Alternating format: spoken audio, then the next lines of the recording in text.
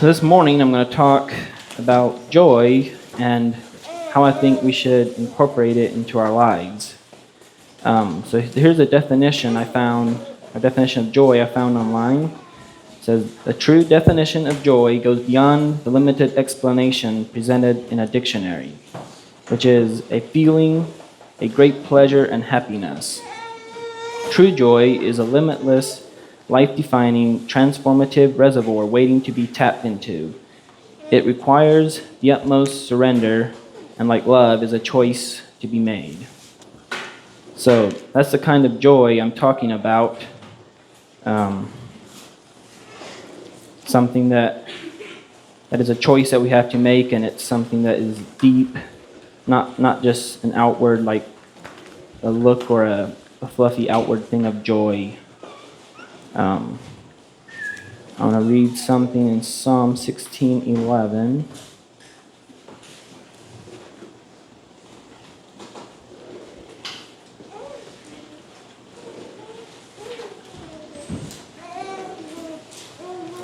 You show me the path of life. In your presence there is fullness of joy.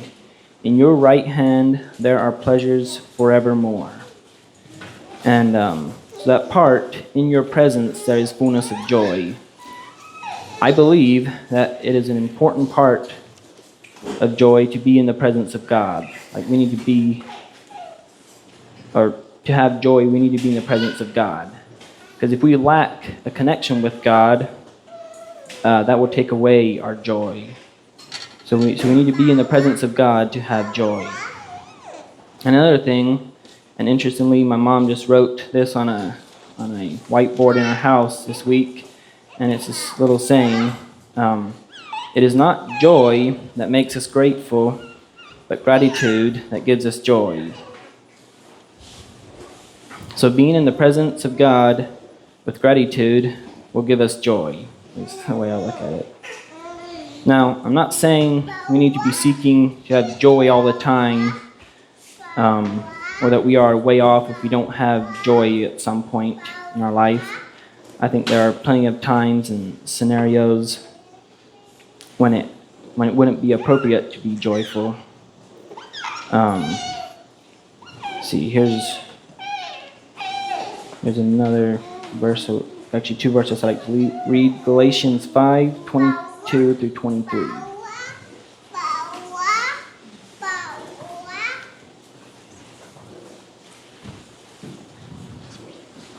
By contrast, the fruit of the Spirit is love, joy, peace, patience, kindness, generosity, faithfulness, gentleness, and self-control. There is no law against such things. So joy is right there within all the fruits of the Spirit. So I think it's certainly something we should seek to have. Dwayne said this in one of his messages, and it brings out what I'm trying to say. So I think it was when Moses was talking to the Israelites just before he died, and he said, I have set before you life and death, blessings and cursing. Therefore, choose life.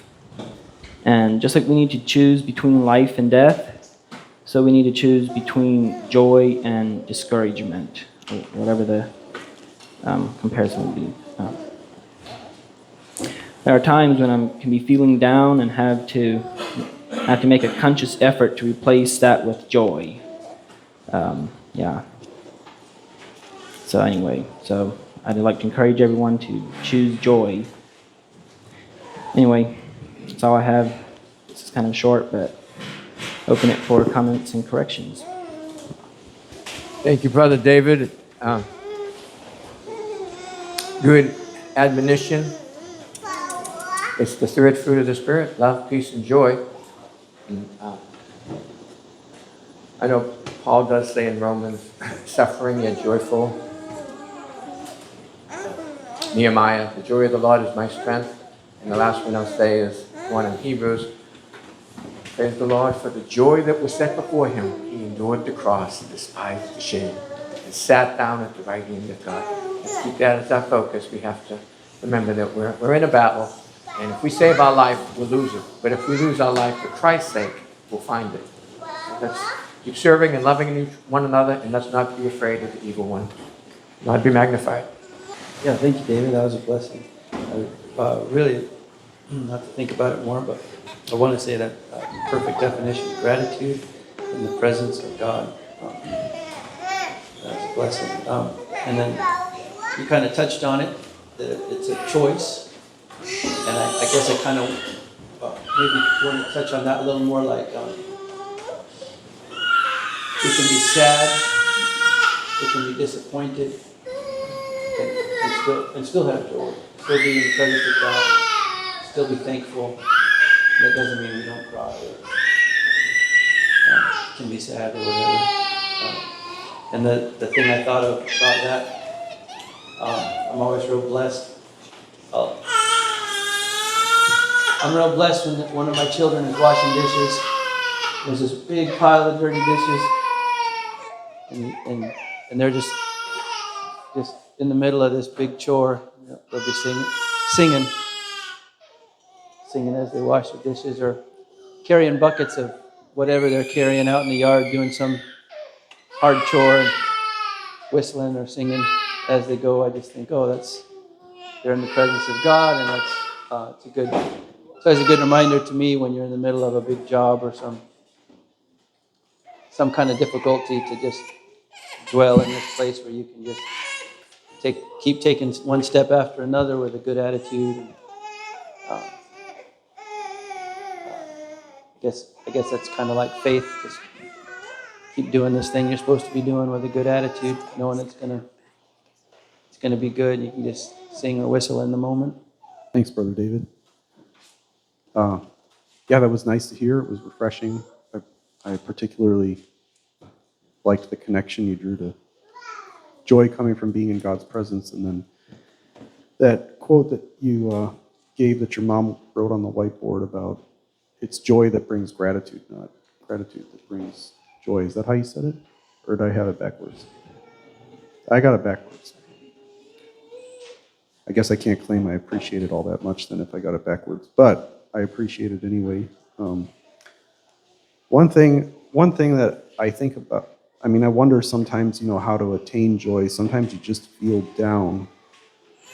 And I wonder if anybody else has thoughts about that. There was a time, I don't know, about a year ago that, like, my family, we were all feeling pretty dejected, pretty down. And we just needed to spend time together. So we started a trip with no apparent reason out to Joplin. But on the way there, we just started talking about, like, things that we were grateful for.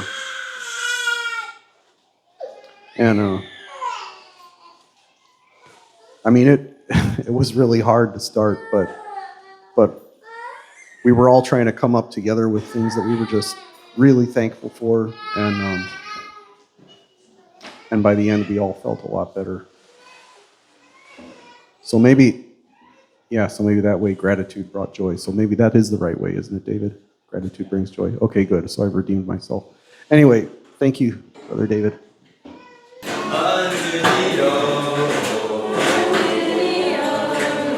Do I lift up my soul unto thee, O Lord? Do I lift up my soul, oh my God? I trust in thee. Let me not be ashamed. Let not mine enemy